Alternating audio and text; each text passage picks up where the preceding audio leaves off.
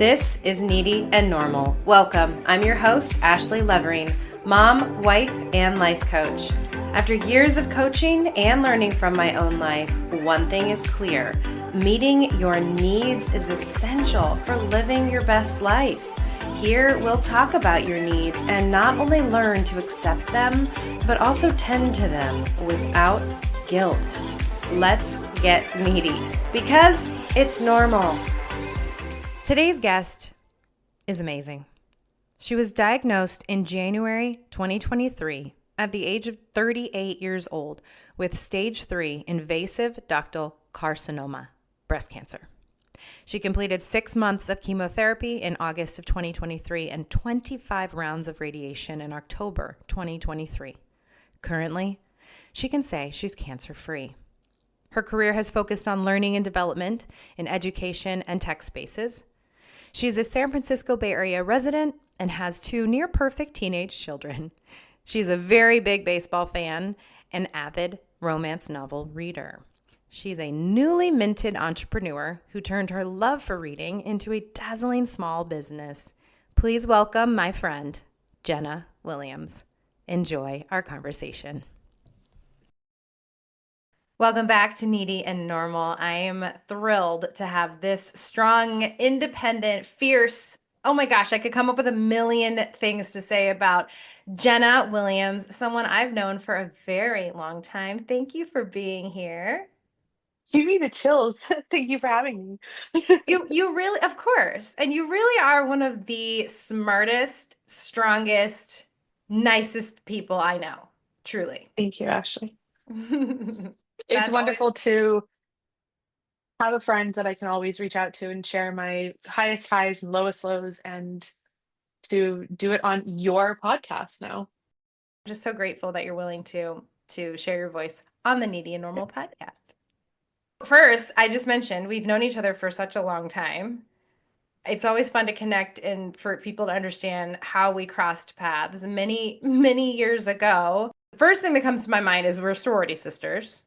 Is Yeah. that where we met?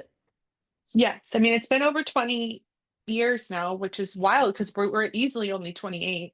Exactly. So how is that? I mean, math is math, but yeah, we're sorority sisters. You met at Chapman, which is still such a special place to me and my family. We always come back to the school and what the school means to us and what the sorority means to me and the lifelong friendships that it's given myself and people like girls and women that continue to be important people in my life like you and many of our shared friends. hmm Yeah. And it's something I've had to work really hard at, and you do the same thing is when you move away. And granted, you're in the Bay Area, so you're not super far from Chapman at this point, but that's still many, many moons away considering how big the state of California is. And it takes effort to keep up with people and follow along with each other's lives. And your journey has been so unique, and I have loved keeping in touch with you as a friend, but I've also been inspired by you because like I said, you're one of the strongest people I know, and watching you, listening and learning how you navigate all these things you have faced, unfathomable things that I'm sure before Chapman began you never ever thought you would face. And you're not just inspiring me. I know there's other people who have been watching and rooting you on. So, oh, where shall we begin, you magical woman? It's really interesting how you say following publicly because what you share publicly is such a choice and it Mm, is a battle every day what I choose to share and what I don't choose to share. mhm. um it is very intentional and it has to be, especially with you know my I have my 2 high school age kids are just as active on social media as any of us are. So whatever I say or share could impact them as just as much as it would impact any of us. So it's social media is a wonderful and can be very scary place, but I have to be very intentional about what I share. Um, it's always easy to share the highs of and the wonderful moments, but it has been my platform, especially over the past, 5, 6 months, to share some of the harder stuff. I have been really wanting to balance with some of the good and special stuff too, because there's more to life than the hard and scary stuff. But yeah, I know it has been the messaging has been very intentional for sure. So take us But back. survival, yeah, Yeah, survival. And I love that you yeah, said intentional because the things you share. I mean, I have younger kids, so 7 and 10. I don't even think about how social media affects them yet. So I get that. And being out there with your story beyond what you've, or before, I should say, what you've experienced in the last 5, 6 months. Let's start there. So, speaking of strength and survival, yeah. So I was diagnosed with breast cancer at 38 years old, very shockingly to all of us because no family history. Didn't know anyone with cancer ever before me. No friends, no one around me. It was very startling. We fought the fight. I've been very lucky to come out the other side, but in the midst of that, I was wrongfully terminated from my role at a social media company. oh, Um, and it took some time to get to the point after internal negotiations with them failed. But I have proceeded with filing um, a lawsuit against them for disability discrimination and wrongful termination. Um, it is not an easy feat. I have used various forms of social media to share this story, because it is very much like a David and Goliath sort of feeling. You are the little guy. They want you to, they want to wear you down and they can.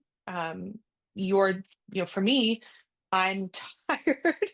Having gone through um, over a year's worth of cancer treatment, and there's a lot of physical repercussions to that. I'm still working on getting like back to a fully functioning daily stamina and etc. Um, so I don't have, it's easy to wear me down, to say, to say it nicely. Um, but they have all the time in the world just to hope that I'll give up on the fight. But my goal is to just raise my voice, um, against um, discriminating against people who have disabilities. Um, and this has been a really big challenge for me, not only for the past couple of months, but it was also an issue when I was an employee at the company, which is why um, the fight has been something I feel so strongly about. yeah, that's fair. Wow. Take us through the timeline a little bit. When you had mentioned before we hit record about going back against your will, like you said, I think you said the word, I was forced to go back to work. When was that as far as where your treatments were and and how did that happen?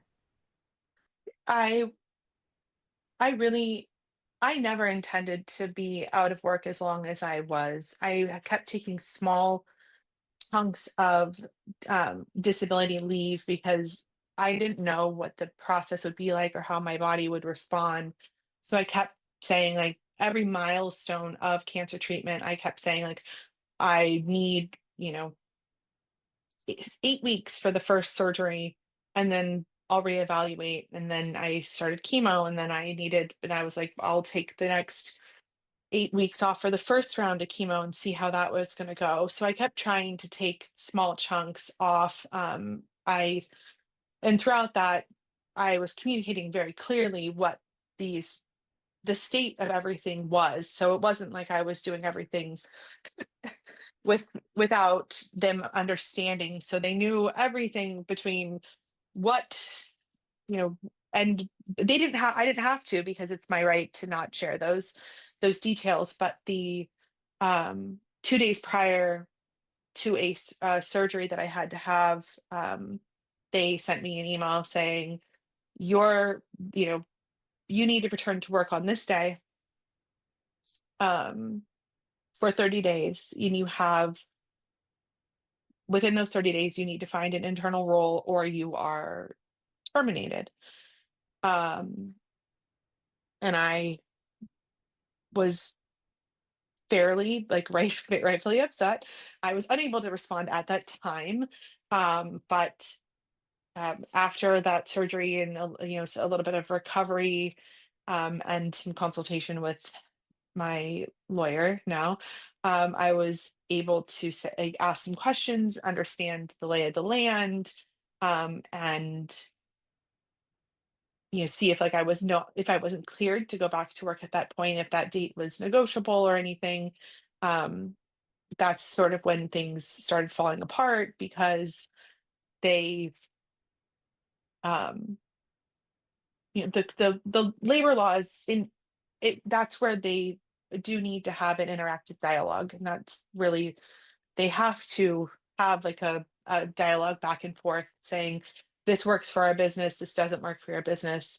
um, and that's where things started really hitting the fan, because the dialogue was not there, and they were making these denials without dialogue on why they were making these denials with me. And they forced me back to work, even though I was not cleared to return to work because of being hospitalized. So I, unfortunately, um, my timeline to return to work started when I was not able to be, like, at work. And yeah, so I sort of lost out on that opportunity to find that internal role, or at least have that 30 days that I wanted to use to find that internal role. It did not work out for me to find an internal role. Um, I, I have my opinions on it. I don't believe that they really truly wanted me to find an internal role anyways. When I was let go of in the end, which was now over a year ago, we continued to try to negotiate what that was going to look like before, filing the lawsuit. And, they have tried to wear me down, and um, I'm not going to stand down, because they have demonstrated patterns of trying to discriminate against others, similar to me in the past. So I'm going to use my voice against their discriminatory practices. Still fighting, keep fighting. I will. How, all I heard that they gave you warning shots and threats, and I heard that's what I was feeling when you were explaining that to me. And meanwhile, you're still in treatment. This was still before you were cancer free. Correct. How did you fight for your life and your health and deal with this at the same time? How did you do that? And I know you're still doing it to Yeah. an extent, but at Yeah. that time, whoa. It's sort of still a blur. You can only take it all just really small, day by day, hour by hour. Um, it has changed me as a person. It really has, and really for the better. Um, because I feel like I used to be able to do 100 things at once. Mhm. And I'm no longer that person. And I'm actually kind of grateful for that change because I now am so much more of like a single processor. I am, I need to be able to like, like if I'm not Focus. feeling, I need to be able to focus. Yeah. And I get overwhelmed a little bit easier. And I think that there is, and this is a pretty common thread with, in my young breast cancer survivor community. This is something that I know that other women experience also. So I feel like it's fair that I experience it too. It is like a common side effect with cancer survivors, but I feel like to my benefit, it's a protective mechanism that if your body is like overstimulated and you can't do like physical survival and the mental survival of trying to like take on this global brand who's just trying to like take you down. You have to pr- rank order and like prioritize and only do what is most critical in those moments. And I think it's gotten hard for my kids. I hope that eventually they will learn to appreciate that things have changed and maybe they will um, take a page out of this playbook because um, I, I feel like society and like running 1.5 million miles per hour, like the concept of like being busy is like being like it's like the healthy way to do things. It's like so over. I'm over that, and it should Mm. be over. Mhm, um, mhm. that changed for me because it like had to, like it was forced on me. I would love if that change, if like my kids could change, that culture could change for my kids. It drives them nuts when I'm like, I can't do, you see me doing one thing and you're coming in here and you're asking for 12 more things, and I need you to basically wait in line. Mhm, Um, mhm. but That's it, different. You're not octopus mom anymore. I mean, I it's can't, busy sorry. And culture. It's the busy tough. culture, it's over, cut, Mm. done, dead for me. Yeah. So I love that. I am I, in. and no, and it's, thank goodness, it's for the Yeah, better. yeah, But I feel healthier because of it. yeah. So um it but it's also given me more room for processing like what makes me happy and Mhm, what brings me joy. And it really is a gift of everything that I've been through, is to be able to say like, you only have so much capacity as a human. And like, I guess for the 38 years prior to being sick, I really was testing my limits beyond. And now I have the gift of being able to say like, wow, if I don't want to do things that I that don't feel good anymore, like why would I? And I really don't, I really want more people to not have to go through what I've been through, to feel they can ask themselves those same questions. Like, how do we do mm. things that make us happy instead of doing things just because like busy culture says we have to, or like we have to do 120 things all at once, or like Yeah. running ourselves to the ground is like makes us valuable or makes us like special, or there's like a gold star at the end of this. There's not. Yeah. There's There's not. not there's not. There's a There's no gold natural star. burnout is real. Yeah, And health, health gets to be a low priority when you're overriding your system. I see it all the time. So busy culture being dead and gone, I'm about that. We agree on let's do that, it. my friend. Yeah, It's tough. Well, and so I love how you're steering this into being more intentional and more focused on doing one thing at a time, and also focusing on things that bring you joy and matter to you. So I want to go back to how you said this changed you. And so I'm curious, what have you kept or brought back into your world now versus what has, besides busy culture, but what else has been left Mhm. behind for you? Like, oh, yeah, that's not for me anymore. When we're talking about what has shifted and changed for you because of what you've been through and are going through.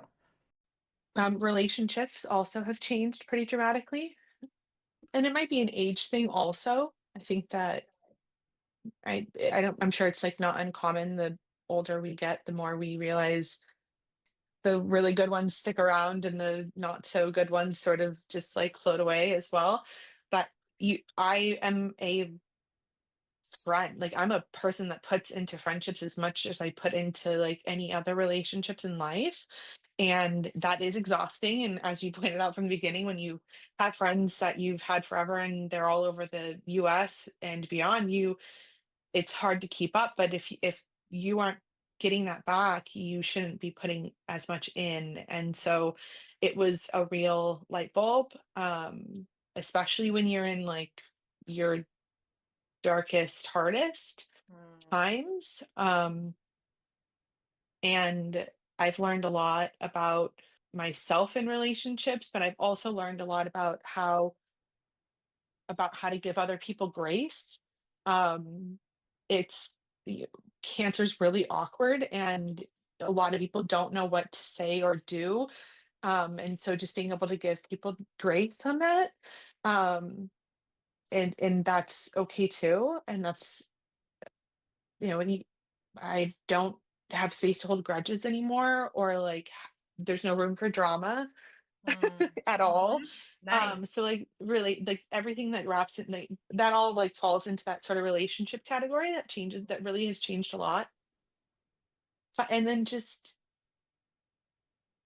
really just being able to identify what my time should be like, what really brings me joy, where my energy should go, especially if it is limited and maybe it's going to be limited forever, who knows, where it belongs. And I've always been quite a reader. I know that you and I exchange book suggestions, and I've always been a reader, but the reading community, like the romance, especially romance community, is just like one of my favorite places. Like like non places, in the just warm, accepting, wonderful places. And so after I finished chemo, I had gone to a romance book convention, um, to celebrate with with a friend from grad school, and it just was this incredible experience, and talked a lot about like diversity in books and like seeing yourself in books. But at the time was especially like, well, why don't we ever see cancer survivors getting happily ever afters?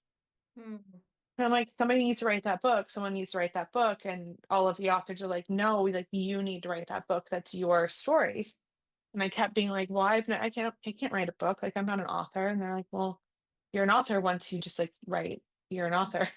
And just I'm do like, it. no, I Mm, just do it. And like, it's because it's just such a great community. And I just was like hell bent on it. I keep trying to push myself to write that book. And so hopefully one day I will. mm, I hope so Um, too. but the community continues to just be a space that I really love. And so I continue to find ways to grow and be part of that community in one way or another, because it is like a warm and happy place for me. Um, and have started a small business in like in that community, just to keep that creativity and joy that's beyond writing, that brings me a lot of happiness in that space. Lifeline keeps coming to my brain, and these little nuggets and these little pieces of joy. And I know books have been that for you forever. Yeah.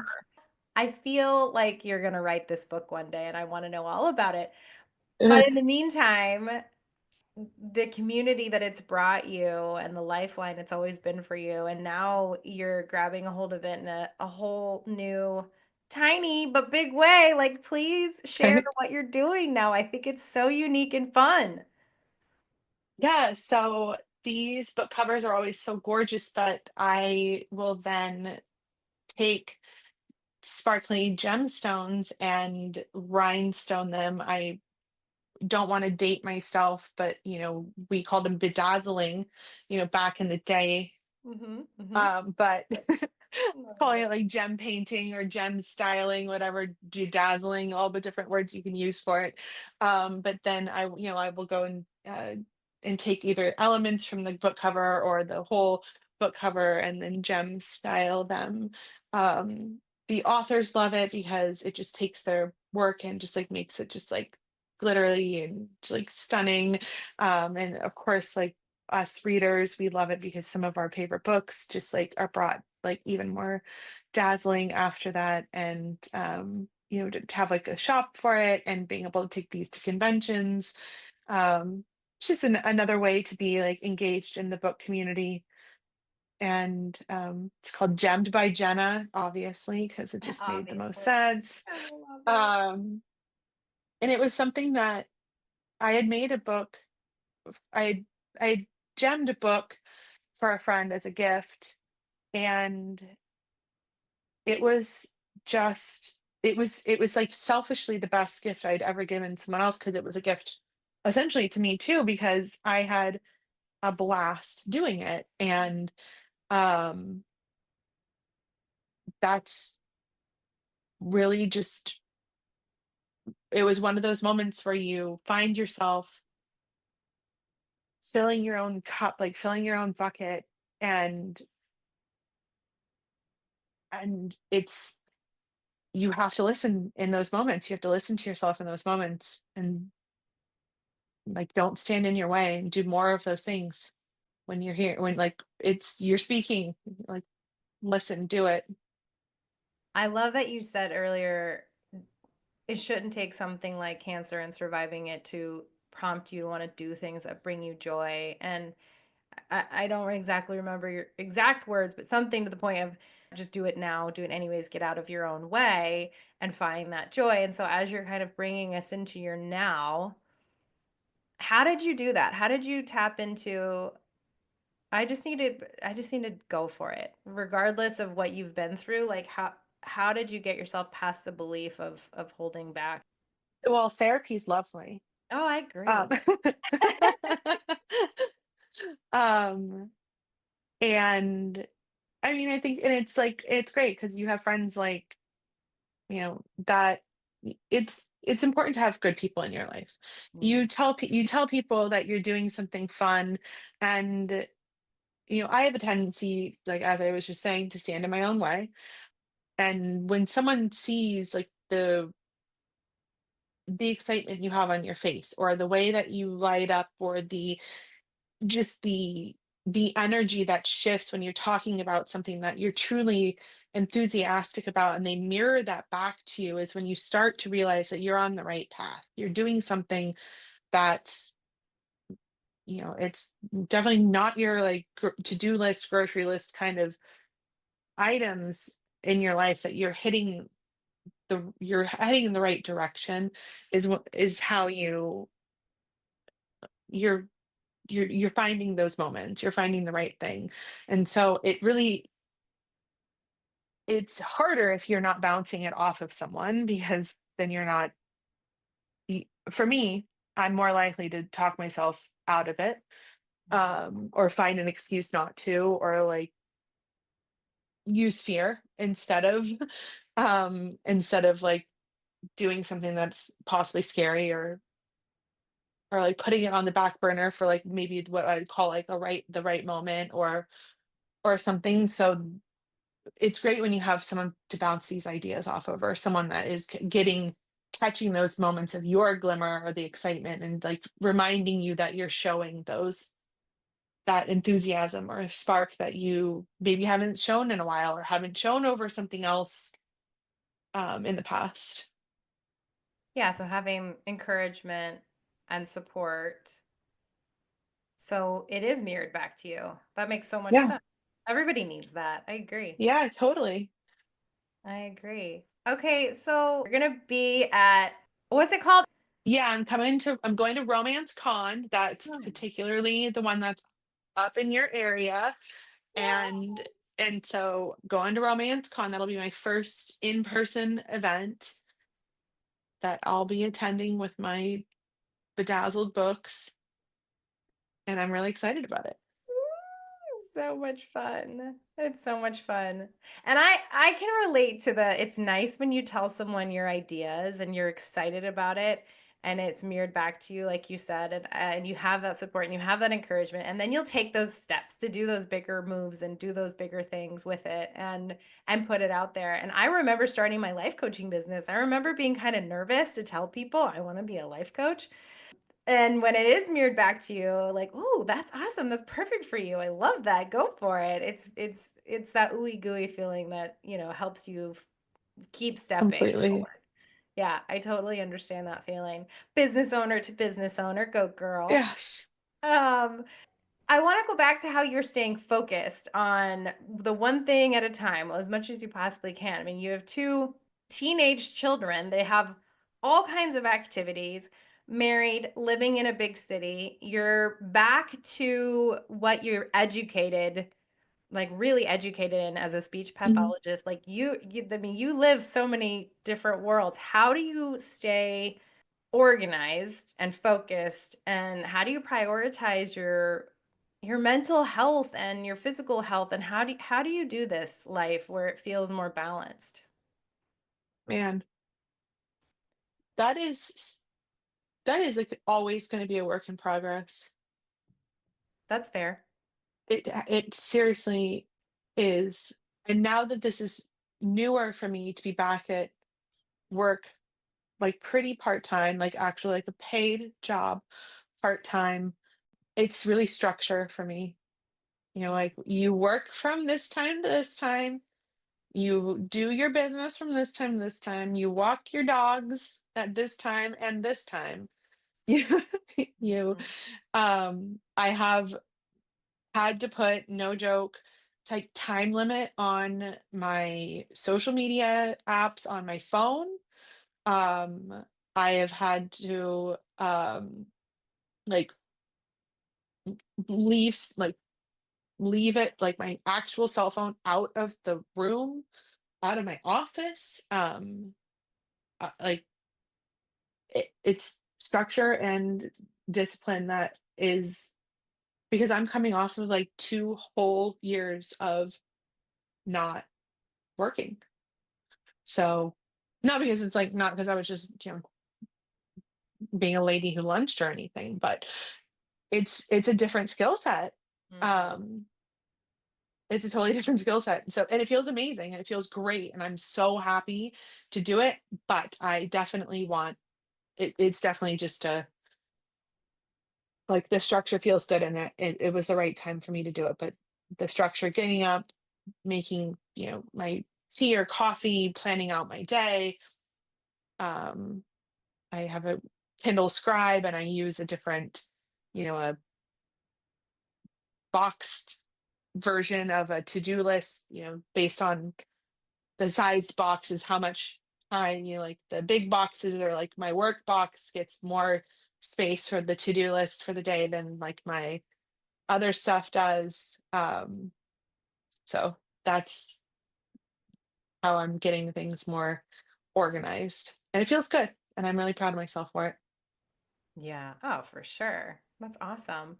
I know I used to think that I thrived on just kind of freely figuring out how I wanted to live my day. And, when I worked in corporate America or, when I worked in fundraising and it was so structured, the rest of it felt like it needed to be free and whatever. And I always had my to-do list and such. But then I had this weird rude awakening becoming a stay-at-home mom and then a business owner. And I still tried to be in that free space and just kind of organize things as they came. And it did not work.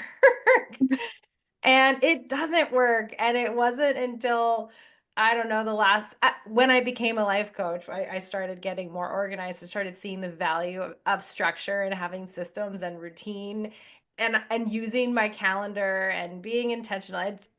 to me, it like, I wonder if you feel this way. I started feeling more freedom in organizing and purposefully putting things in a place during my day that I knew I wanted to do. I knew that I had to do. I was comfortable with how I did. Like, I don't know, it just felt more efficient and productive and freeing in a way where I wasn't getting burnt out or overwhelmed with, oh shit, I didn't put that thing in my day because I just kind of let it go and I should have did it, I could have done it differently, and it's almost Yes. freeing.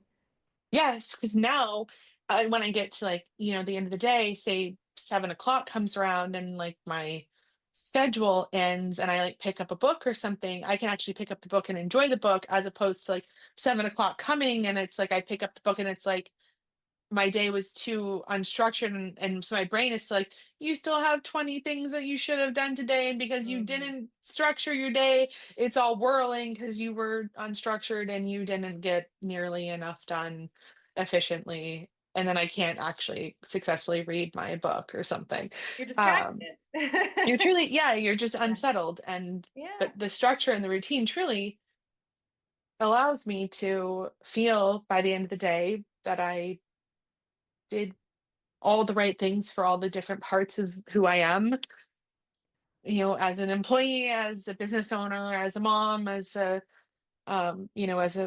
cancer survivor, as a friend. I get to do all these things and be all these people. So I get to do all of it and then a reader at 7 p.m. or 8 p.m. or 9 p.m. And I get to just enjoy it. So Yeah, that's a good yeah. point. Well, yeah, and the things that really matter are the things we're meant to make time for. And I'm a firm believer in where attention goes, energy flows. And if you want your energy to go into a certain place, you have to pay attention to it. And the opposite goes too. If you don't want your energy to go somewhere, then that's off the list. And I just a few, well, by the time this comes out, it'll be several episodes ago, but I just did an episode about how to prioritize your to-do list in like a now, next, later, never list. And never might be my favorite category. Nice. Like, knock it off the list. We're done with that. And it could be feelings or people or obligations that just don't serve you anymore. And I feel like when you're able to tighten up and structure your schedule and put things in your day that really matter, then yeah, all those things, those fluffy, stupid, dramatic, whatever they are, say all the bad things you want to say, are gone. Bye-bye. Busy Love it. culture. Peace out. My never list might be too long. We Hey, but once it's on the never list, it's gone. Bye. God. Yeah. I love asking the question, and this could be really interesting for you. I always ask the question, if you could go back in time Uh, and give yourself a message, not necessarily advice. Hey, maybe it's advice, or maybe it's just a message or a statement about life now. When would you go back to? How old is that Jenna? And what would you tell her? oh my. It's a great question. 2021. Let me explain. Like, I'm gonna like cross my leg the other way and dig into this one. So during the pandemic, I started to really burn out as a speech pathologist. But education took a major hit. Like it really did. Like you saw it as a parent. Like I saw it differently in speech, and because unfortunately, like our especially the types of students that I work with had a very hard time accessing education, especially with schools being closed and such. It was tough. I was extremely ineffective, and it was I wanted to take it some time away.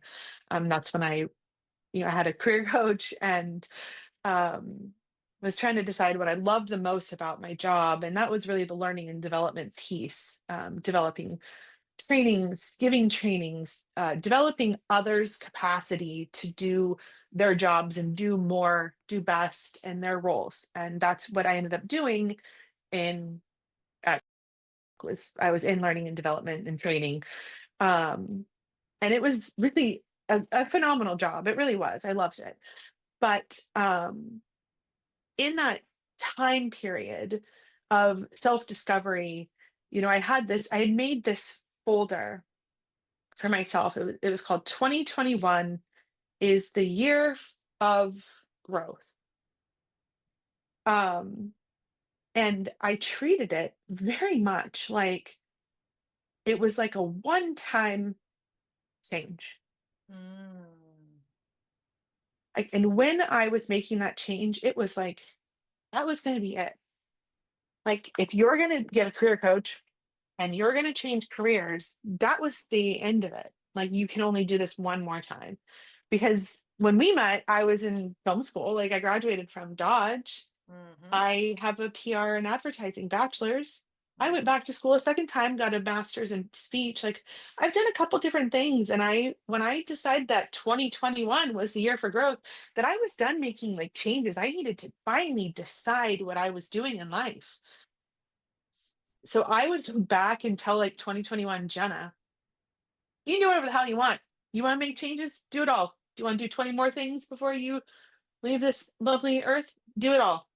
Quit. Like, don't stand in your way. You want to bedazzle everything. You want to write a book. You want to write. You don't want to write a book anymore. Don't. You want to buy so that it can still work in America. Sure. You can do whatever you want. You want to change your career 1,000 times. You want to stay home. You want to cure cancer. You want do whatever you want. Quit saying or like thinking you need to be only like one thing or not one thing. Or I think that's what I would go back and tell 2021 me. Wow. I love that. I'm pretty sure that folder is still on this computer. Oh, that's amazing. Well, and it started off so like such a rewarding feeling, like this is the year of growth, but then it was so you cornered yourself. It was It was like growth only one only. more time. Uh-huh. You can grow, but this is your last chance to do it. No more growing after. Like, you can't keep doing this, Jenna. It was like, you're doing this for the last time.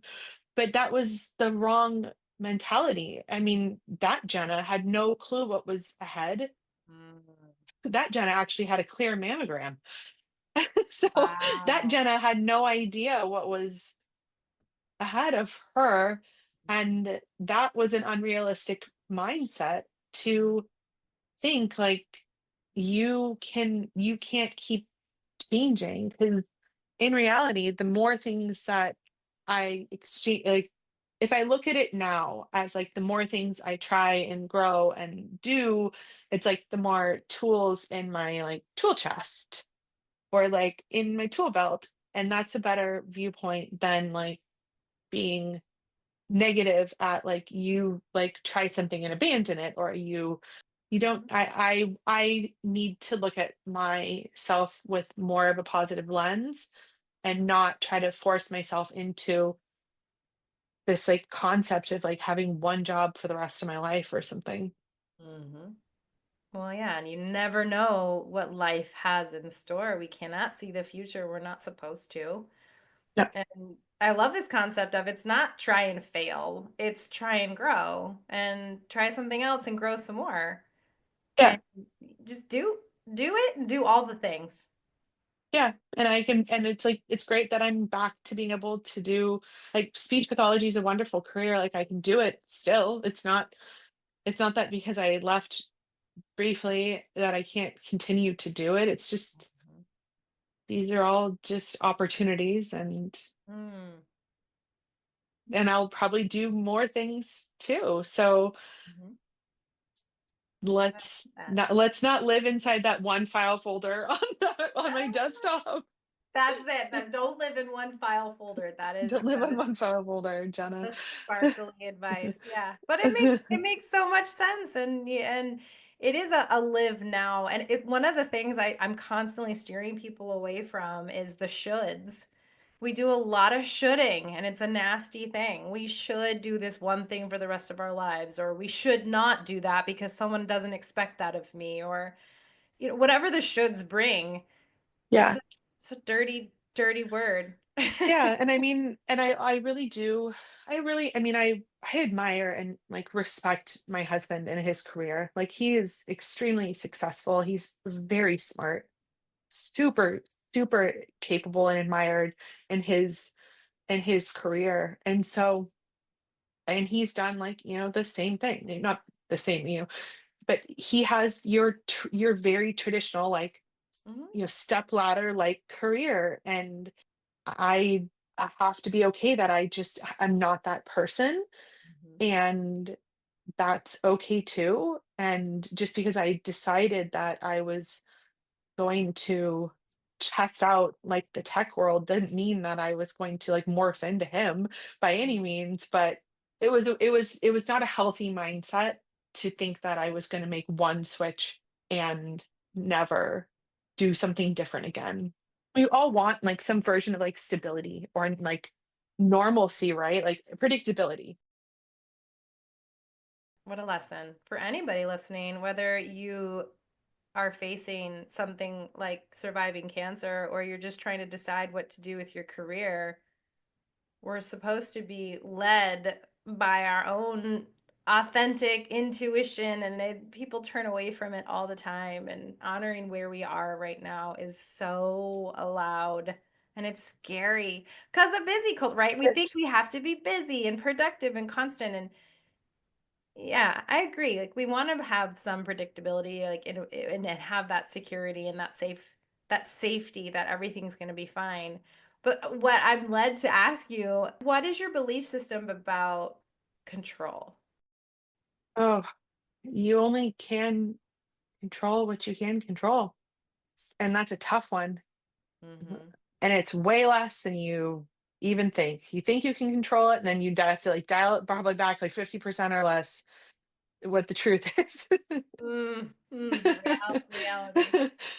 Yeah, yeah, How much of that explanation developed after surviving cancer?